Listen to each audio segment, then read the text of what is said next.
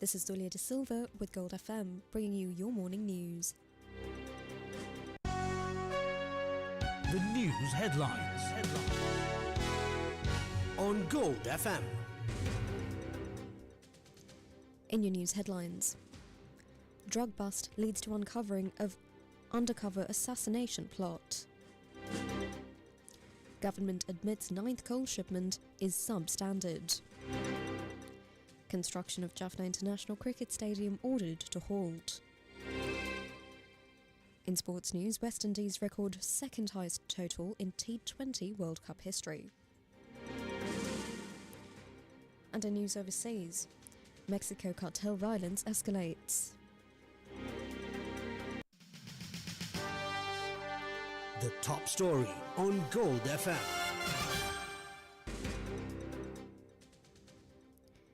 Police uncovered a plan to assassinate the informant responsible for a major drug bust in the Kirinda area, where 7 suspects were detained with nearly 4 billion rupees worth of crystal methamphetamine. Officers from the Western North Crime Division arrested a designated gunman in Ratnapura, revealing details of the plot. The original raid, conducted last November under Assistant Superintendent Rohan Ulugala, resulted in the seizure of 329 kilograms of the drug, known as ice, as well as 6 transport vehicles. The arrested gunman confessed that drug traffickers Angura Priyankara and Rupan, currently based in Dubai, ordered the hit after the informant's identity became known. The plot involved abducting the informant from his home using a vehicle disguised as a police jeep. According to the confession, the plan was to shoot the informant, decapitate him, and hang his head on the gate of Ulugala's residence.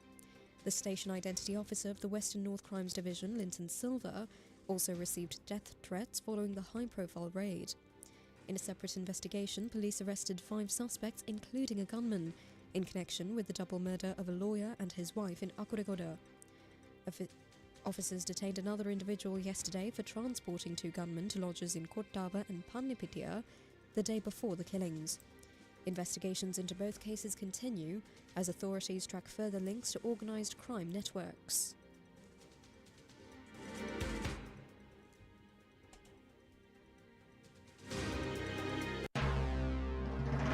This is the local news on Gold FM. Litrogas confirms the release of 300,000 domestic gas cylinders to the market, while several areas continue to face severe shortages. A vessel carrying 3,900 metric tons of gas arrived the day before yesterday, with 2 more ships carrying 7,600 metric tons due tomorrow and on the 28th.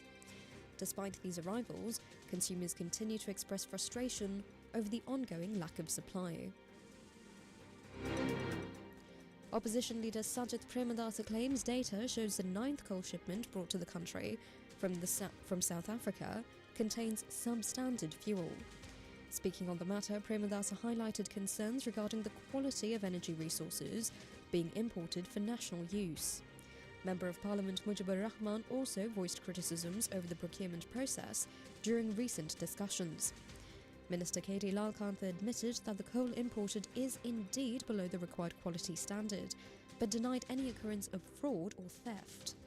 The minister maintained that while the quality is lacking, no financial malpractice took place in the transaction.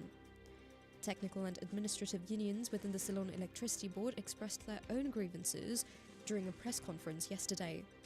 Nandana Udayakumara of the Technical Engineers and Superintendents Association and Prabhat Priyantha of the Free Workers Union warned of an escalating coal crisis. The union leaders stressed that consistent issues with fuel quality threaten the stability of the national power grid. The government faces increasing pressure to address these technical failures as the energy sector remains under scrutiny.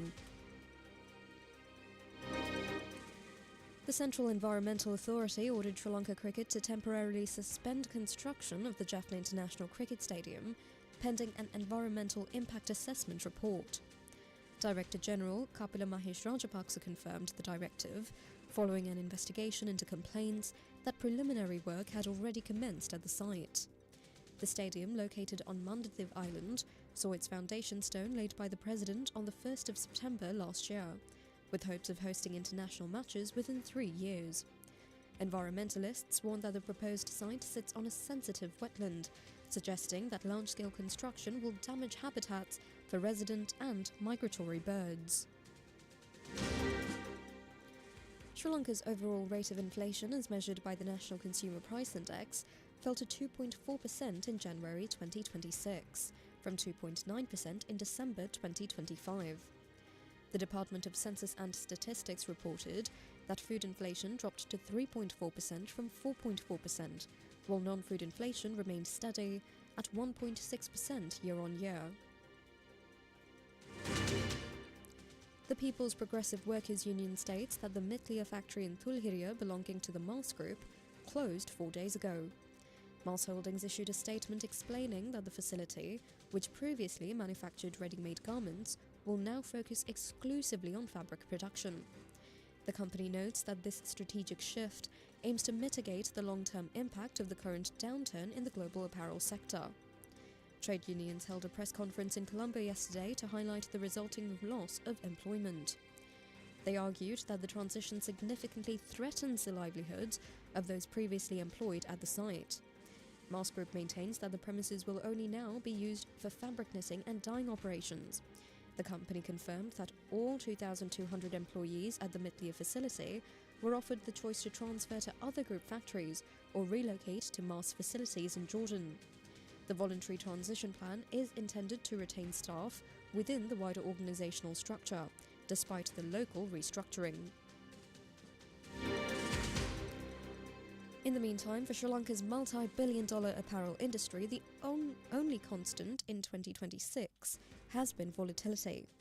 Following months of borderline panic over punitive US trade policies, the sector is now recalibrating after a landmark US High Court ruling nullified country-specific trade imbalance tariffs, only for the Trump administration to pivot to a 15% global baseline.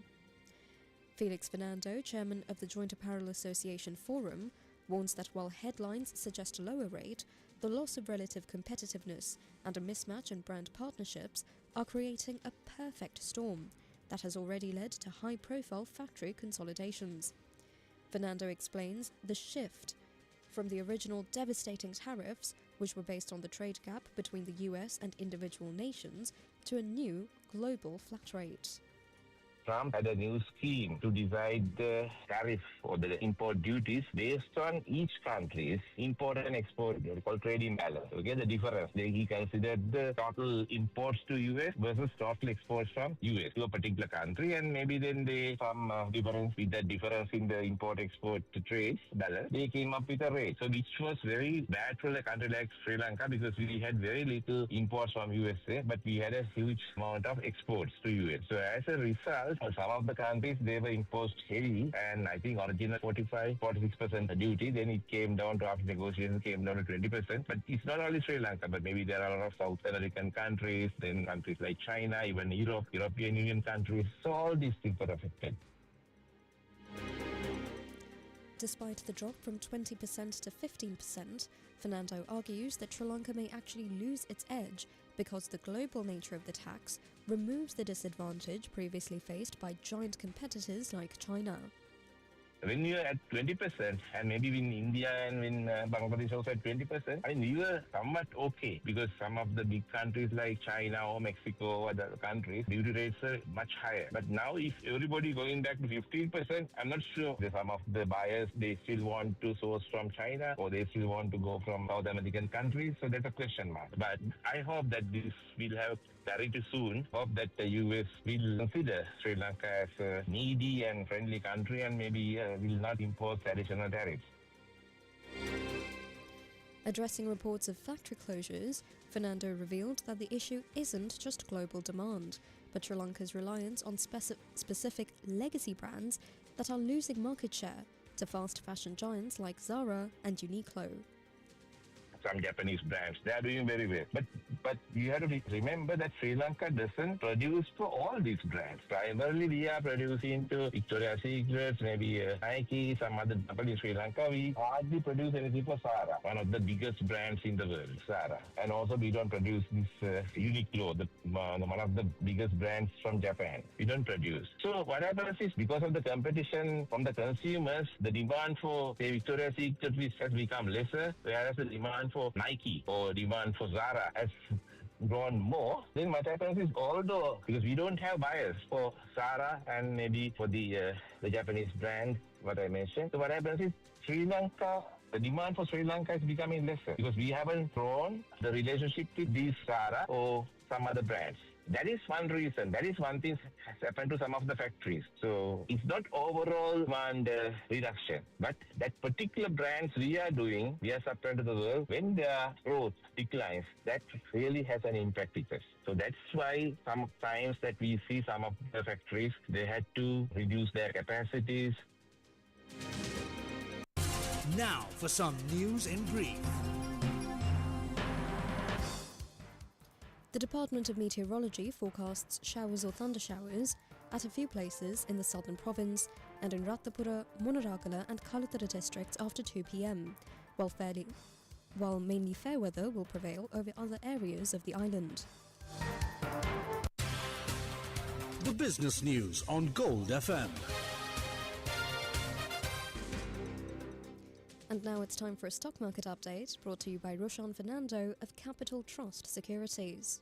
Stock market kicked off the week on a positive note with the all-share price index increasing 9 points to close at 23,783. With recent modest gains, the year-to-date index is still up 5.1%. Meanwhile, the more liquid S&P Asset 20 index also increased 7 points to close at 6,728. Turnover recorded 2.56 billion. Trading momentum was led by Prime Land Residencies, Chevron Rubicons and HMB Bank. Sector activity was concentrated in banking, capital goods and materials. Further, 102 stocks gained in price while 120 stocks declined. Mercer Corp, Richard Peris, Prime Land Residencies were the key contributors to the daily gains of the all-share price index. Meanwhile, yesterday, the all-share price index of the Colombo Stock Exchange closed at 23,783.02 after gaining 9.38 points. The S&P SL20 index ended at 6,728.71 points, following a 7.24 point rise. Turnover totaled 2.5 billion rupees.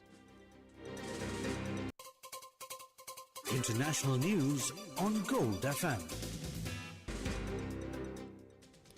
Mexico deployed thousands of soldiers to bolster security after a wave of violence erupted following the death of a powerful drug lord. Defense Secretary Ricardo Trevilla said an extra 2,500 soldiers were sent to western Mexico yesterday, with the government saying about 9,500 troops were deployed overall since Sunday. At least 20 states were in unrest since El Mencho died in custody on Sunday, shortly after being captured by Mexican special forces in Jalisco state. The death toll is also up, with foreign media reporting that at least 20 to 25 members of the army, as well as 20 to 25 members of the cartel, have died in the incidents. Entertainment news on Gold FM.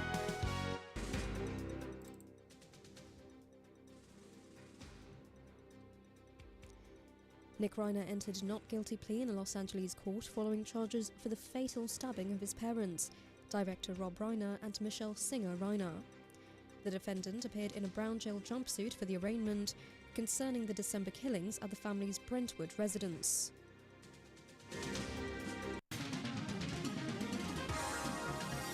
Sports news on Gold FM.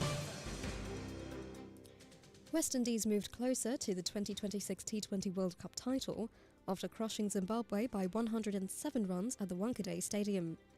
Shimron Hetmyer and Rovman Powell spearheaded a brutal batting display, propelling their side to a massive 254 for 6. This total stands as the second highest in the history of the tournament, featuring a record-breaking 19 sixes in a single innings. Hetmyer dominated the Zimbabwean spin attack, reaching a half century in just 19 balls to set a new national record. Despite being dropped twice, he contributed 85 runs before Powell took over the momentum with a 29-ball 50. That's it for now. This is Dulia De Silva for Gold FM. Thank you and have a lovely day ahead.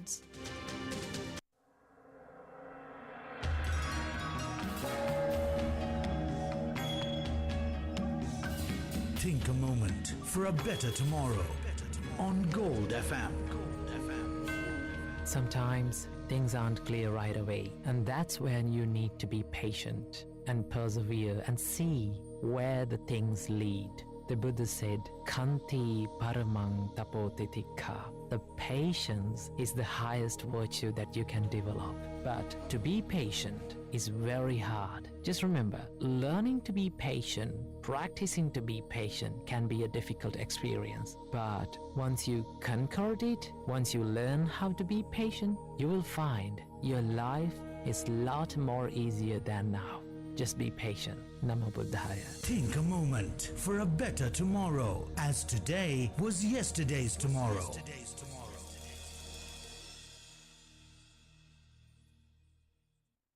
The swinging 60s, the groovy 70s, the electric 80s, pouring out of one station, Gold FM.